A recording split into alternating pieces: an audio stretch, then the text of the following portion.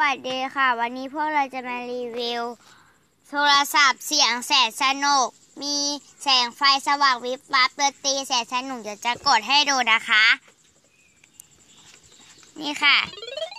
นี่คือเปิดนะคะก็เปิดปุ่มนี้นะคะ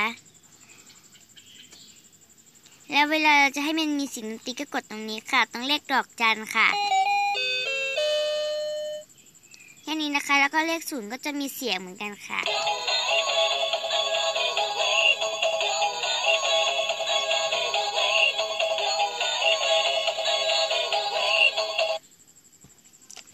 แล้วก็กดเลข1เลข2เลข3จะมีเสียงนะคะ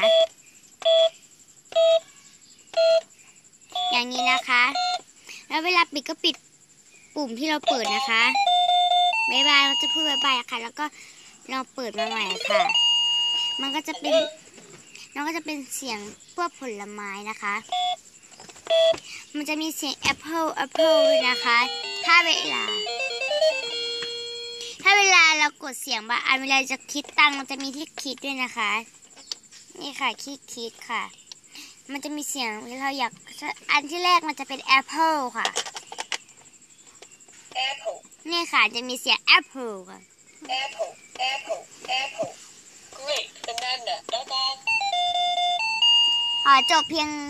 รายงานเพียงเท่านี้ค่ะขอบคุณค่ะ